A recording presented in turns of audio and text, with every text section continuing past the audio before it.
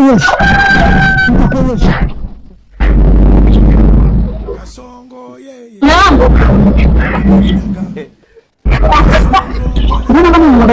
Ni kweli mke wangu, nimekutana na baba mwenye nyumba huko. Yaani tumepandishana. Ilikuwa bado kidogo nimpiga makofi. Lakini nimemweleza ukweli wake wote. Hii tabia kutuchunguza sisi tunakula nini mimi sipendi.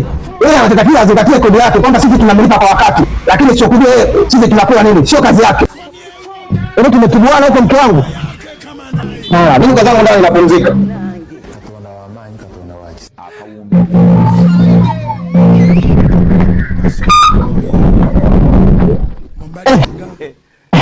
Sasa nimekukuta. Huyu mume wako anamiliki kama zakatani kichwani huko. Hiyo la kwanza, la pili, na ndugu zako wako wapi ndani? Maana bado kimya sana. Wako ndani Sasa naanza na wewe utafikisha taarifa wenzako. Una sheria mpya kwenye nyumba yangu. Humu ndani kurudi mwisho saa 12 ya jioni. Hii itakuwa ni message send kwa mume wako anayependa kurudi saa 9 za usiku kama korokoroni. Nyumba yangu kurudi mwisho saa 12 jioni, kila mtu ndani. Hii nyumba yangu nimejenga mimi kwa pesa yangu. Enzi hizo 80 kwa usiku nyuma huko. Tofali ilikuwa shilingi 3500, yaani bwana mume wako asingeweza kuirudi hiyo gharama. Tofali moja. Sasa hivi tofali shilingi 1000. Zamani tofali shilingi 3500. Sheria ya pili.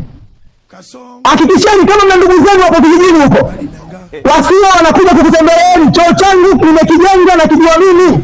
Mnanijazia choo, ndugu zenu wanakuja kutoka Mzenga, mwana Lumango, wanakuja wanajaza choo. Upo. Sheria ya tatu. Ninyi wapangaji, lakini mnajitahidi sana kula nyama kuliko baba mwenye nyumba. Hii si sawa. Naomba umwambie mume wako, kuanzia leo hakuna kula nyama mpaka baba mwenye nyumba ale nyama. Hizi ni dharau. Mimi ninawafanya mnaishi ndani.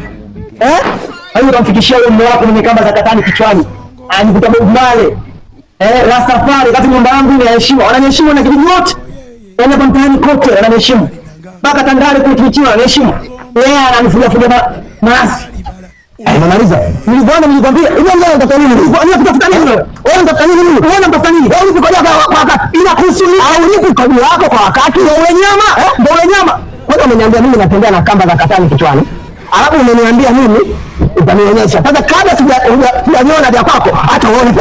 Wewe ndio utakuwa. Unasikia? Mimi nitakuwa. Unapanda unakufa, ngoja nikuchukulia pale. Ndio nimekufa. Ngoja nikuchukulia